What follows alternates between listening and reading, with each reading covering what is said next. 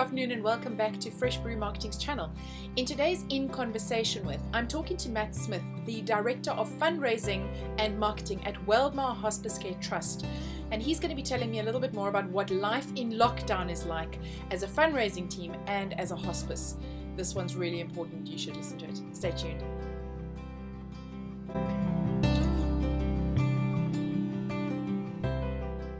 Hi, Matt. Thank you so much for joining me today on In Conversation With. I'm really looking forward to chatting to you. Yes, thank you for having me, Katie. No problem. So I'm going to jump straight in. So Matt, you are the Director of Fundraising and Marketing for Weldmar Hospicecare Trust. So just to kind of give us a bit of perspective, tell us a little bit about the types of funds that the team are usually trying to raise and what those funds enable Weldmar to do. Yeah, absolutely. So we are an independent charity throughout Dorset. So we receive a little bit of funding from local government, but the majority of our fundraising we have to do with our local community. So we need to raise £18,000 every single day to keep our services going. So it's a significant amount of money that we need to raise, but we do it ultimately to make sure that we can provide tailored, bespoke and compassionate end-of-life care to patients and their loved ones throughout Dorset. So, you know, it is a difficult challenge, and, you know, we'll come on to talk about how difficult it is, especially at the moment. But I think the bottom line is the care that we provide really makes it all worth possible. So it's a great charity that, you know, I'm very proud to work for and I'm very proud to be part of. And it really does make a difference to about 2,800 families each year across the county. So I joked beforehand with you about usually you and I are usually running around a field somewhere, or, you know, we're out in the sunshine, and it's very different at the moment. So pre-lockdown, give us an idea of how you guys would usually go around, you know, raising the funds, what types of events you do, what types of, you know, how do you raise awareness of Weldmar?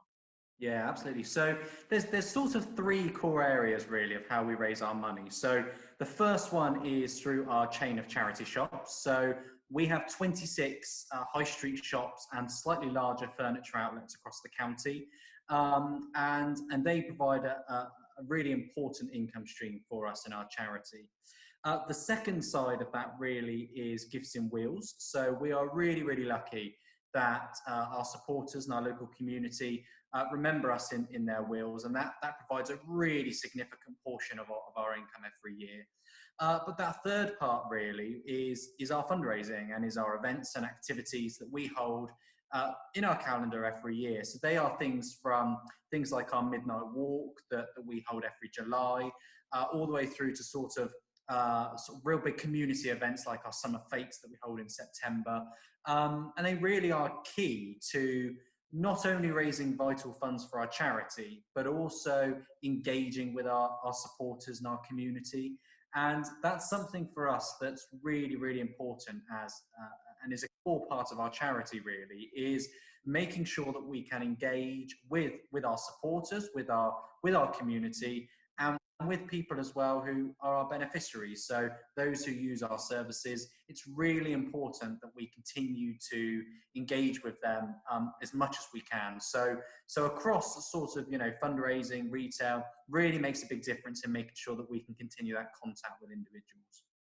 And so we get to this lockdown period where, like, almost our hands have been tied to a large degree, but yet we still have got important things to do, and you guys even more so. So we get to this lockdown period where we just entering into our warmest season, which is probably, from an events point of view for you, like your prime time of getting out there and raising as much money as you can, when we should all be out and about. And so if we look at the lockdown, what implications has this lockdown and the coronavirus really specifically had on your fundraising activities, and what, you know, how has things had to change? How have they had to change? Yeah, so I think it's, you know, we've had to adapt, like many people, really quickly. So this has unraveled extremely quickly, and we've had to adapt to that to make sure that we are still visible and we are still engaging with people across the county. So our summer event season normally starts about April, so beginning of April, and runs really until about end of September for us. So although we go through a couple of seasons, that's what we class as our sort of core summer season for us. And we hold About 15 to 20 events and activities across that period, really. So the first thing that we had to do was basically look at all of those activities and make sure that one of our priorities really is making sure that people were safe. And we just couldn't put on events where we were hoping to engage with hundreds, if not thousands of people, because it just simply isn't safe. So we initially cancelled all of our events up until the end of July. And for us, that is really wiping out a lot of our core events. So one of our biggest events actually that we introduced last year is an event called Music by the Lake. We have about 5,000 people come over the weekend. It's a fantastic weekend, and unfortunately, we've had to cancel that. So, there's two perspectives really. From a financial perspective, it's massively hit us as a charity. So, we're raising about 10% of what we need to raise every single day to keep going. It's about £1,700, and as I said earlier, we have to raise £18,000. So, from a financial perspective, it's hit us. But just as importantly, really, from an engagement perspective, it's really had an impact on us. And we've had to make sure that we can adapt and we can flex and we can offer other things to make sure that we're continuing to engage with our community. And so tell me, I've been on your weekly Weldmar virtual quiz, which is amazing. James and his bow tie doing a fantastic job. But tell me a little bit more of the types of things that you've introduced differently. Obviously, going digital has kind of not been a nice to have anymore. It's been a adapt or fall by the wayside kind of thing. So, what are some of the new types of things that you're doing to fill that gap? Absolutely. And I have to say, we've been a little bit fearful of technology in the past. We love to see people face to face. And as we were just saying about running across a field, there's nothing better than seeing people at an event face to face. But, we've had to come, to terms that that's not going to happen for quite a while. So we have had to use technology. Sometimes it works, sometimes it doesn't, but that's, we're all learning. And we've done things, as you said, we do a virtual quiz every week on social media, which really gives us an opportunity to engage with hundreds of our supporters, and them to continue having that connection with us, really, which is really important. We've launched things like virtual marathons, 5Ks, 10Ks, craft workshops, cooking demonstrations. So really what we've tried to do is offer as much as we can for people, because there are a lot of people who are lonely and who are isolated, and actually doing a bit of baking in their kitchen might be really good for their well-being. One of the things we also always acknowledge with our charity and with our fundraising in particular is a lot of people support us and engage with us because it helps them as part of their bereavement journey. And therefore, putting these things on where we can still engage and interact with supporters is really, really important for those individuals, because this might be the thing that really helps them. So for some people, talking to a bereavement support worker face-to-face might not help them. Actually, it might be just keeping their mind busy and doing things that keep that connection with the charity. So, we are trying to do as much as we can with technology. As I said, sometimes it goes wrong, and actually everyone's accepting about it. We're all learning new things during this, and most certainly we will really think about how we fundraise in the future, which I think is a silver lining to come out of all of this. Yeah, I think if I listen to you speak, and I think there's so much, there's industries are handling this in so many different ways. Some are incredibly busy, some have just completely closed their doors, hospitality in particular. But I'm thinking, if anything that I've learned in this period is all about connection. And there's so much that is forgiving and forgiven, that if it doesn't work, the technology, the stuff that kind of before seemed like an absolute deal breaker, and now it's kind of like, oh well, it's just one of those things, but just give me a chance to connect, and if that to me has been a big lesson. So if we look at the actual hospice itself, so yes, the fundraising and marketing has had to change drastically, but if we look at, if we think about, we may all be in lockdown, but essentially life still goes on. There are still people that need care. There are still people that need comforting and support. So how has the team, the frontline team, caring for the people that need that towards the end of life, how have they had to adjust? And what are the types of things that you're seeing changed in that environment? And it's been really tricky, I have to say. I mean, I think it's you know, as you said, the care continues. People still need our support. The demand actually is getting greater because more and more people need bespoke and tailored end of life care, and they deserve to have that with dignity and comfort and respect. So more and more people are calling on us for our care, and it's been really tricky. However, the team have been fantastic with it. I mean, our doctors, our nurses, you know, all of our frontline staff have just been fantastic with adapting to this. And it has been something we've had to literally change overnight. And I think it's really sort of highlighted to us how fantastic and how adaptable our teams really are. So there's a couple of sides really. I mean, 82% of our care is given in the community, so in the comfort of patients' own homes. And that area is really growing at the moment. So we're hearing on the news about so many people who don't want to go into hospital, they don't want to go anywhere away from their home because they want to be surrounded by their family. And we completely understand that. And we'd all be in the same position. We want our families around us. So what we are finding is patients are, with much more complex illnesses, are staying at home for longer. So that is therefore putting a higher demand and a greater demand on our community support. So we've had to really adjust to making sure that we can continue to support as many people as we can in the community. And that is about working with GPs and district nurses and other care providers to make sure that we are just another piece in that wheel really to support that care for individuals. So that's a big part for us. And what we've also done for other healthcare providers is increased our 24/7 advice line. So it's something that we rolled out about 18 months ago now. And we've really increased the resources we've put behind that, so we can now support hospitals and GPs and patients who aren't actually being cared for by Weldmar, making sure that they can get the support that they need so they can stay at home if that is their wish. So, you know, our service is all very much around the individual and their wishes and respecting that. And we try to widen that net to support even more people because it's really, really important at the moment. In our inpatient unit, again, we've had to take some real big changes in that area. And I think for anyone who's been in a hospice or has benefited from hospice care will know that we are a very huggy kind of team. So seeing a nurse hugging a patient or a relative or holding their hand is really not unusual. It happens all the time. And it's been really difficult to have those barriers. So, you know, although we can still provide, you know, holding a patient's hand can still happen, we're doing that through wearing gloves and things like that really are very difficult for our nurses and for the patients because actually it's just not the same. So we've had to adapt to knowing that actually for the short term, at least, this is what we need to do.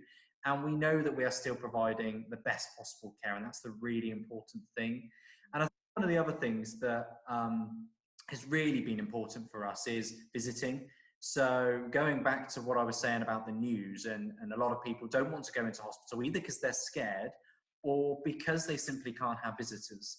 And we have made the decision, we are still allowing visitors at the inpatient unit. It's really, really important to make sure that for the patient and their loved ones that they can be together.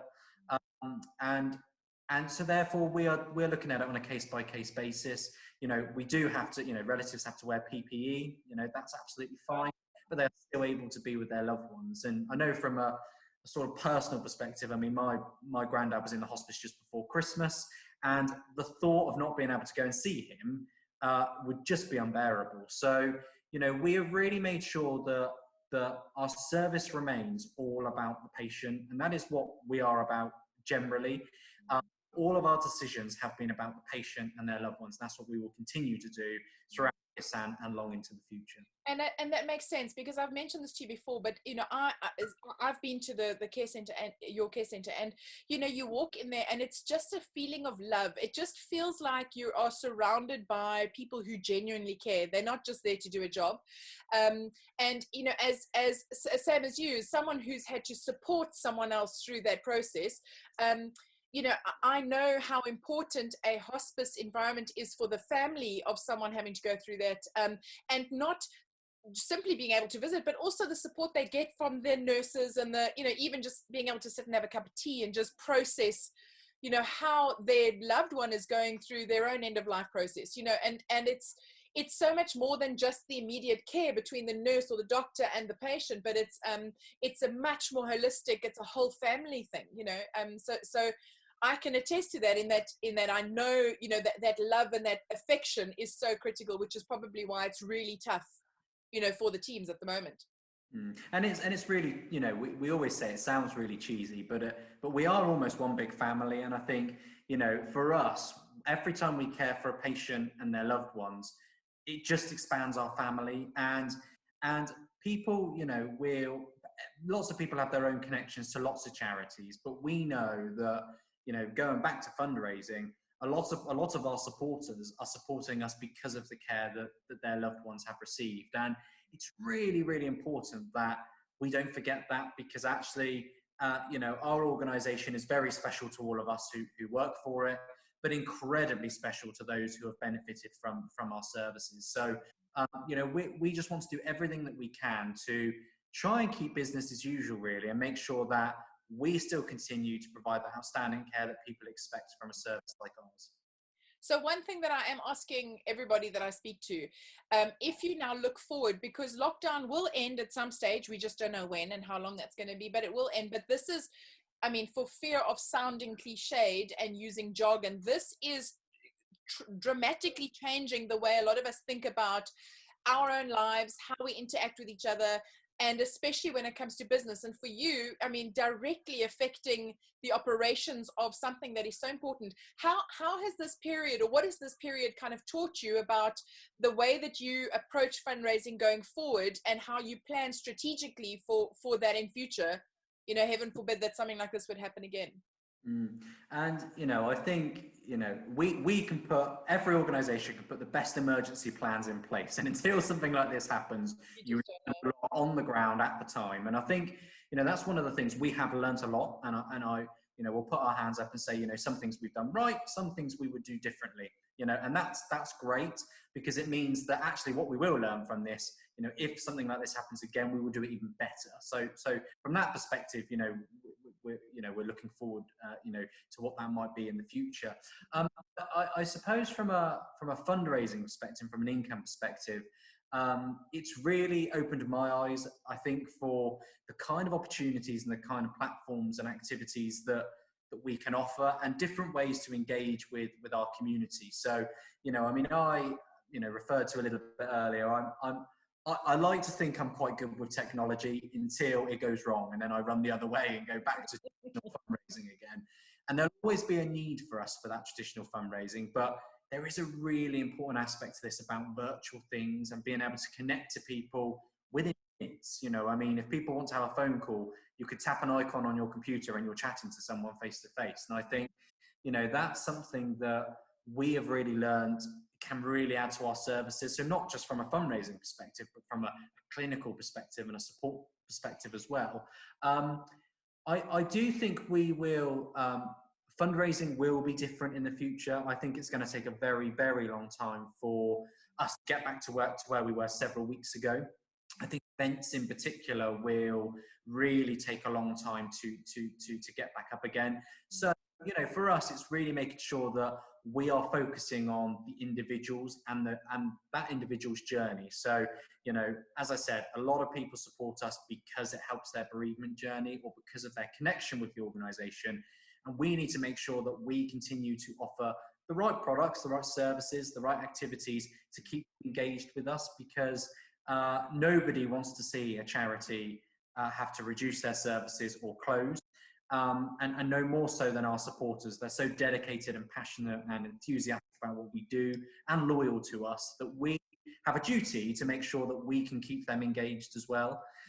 So there's lots of things we will need to tweak. There's lots of things we will need to change. And some of that's quite scary and some of it's quite exciting. But I think out of all of this, what will happen, in the long term is actually, I think it'll make our organization stronger, because it will make us think of new things. It'll make us think differently. And you know, as I said before, all those things we've put in place for emergency planning, some have worked and some haven't. Let's learn by that and really make sure we can implement it for the future to make us an even stronger organization so we can be here for generations to come. And hopefully we can do that. Absolutely. And you remind me, I've been talking to my brother about something, and he's been saying, you know, in this period, a lot of people are kind of going, oh my word, how am I going to get through this? But even making the smallest change is still moving forward. It doesn't matter how small that change is. And I think the saving grace here is that, you know, a lot of us are in the same position where we're saying, I have to innovate. I have to look at how I do things differently. I'm being forced to now. You know, all those things I used to put on I'll do it when I have time. We're being forced to do that. So it's encouraging that you know, someone like Weldmar, that is so critically important to a lot of us, is still looking at ways to move forward and to carry on going and stay true to your ethos and the care you provide. That's amazing. Matt, thank you so much for talking to me today, and good luck with everything, all the events, all the fundraising, everything that you do. And thank you guys so much for all the hard work you do, because we really appreciate it. Thank you. No, it's great. It's great to, as I said, privileged to be in the job I'm in, and you know, we will continue to provide care for as long as we possibly can to our community. So thank you for the opportunity to talk to you today. Super. Thank you so much for watching, guys. And if you like the video, and if you want to find out some more about what's happening, please subscribe to the channel and share this video so that you can be notified when the latest one comes out. All of the details on how to get in touch with Weldmar and all the things they're doing will be in the description as well on this video. So make sure you share it with everybody you know. Thanks again, Matt, and I'll catch up with you soon. Lovely. Thanks, Katie.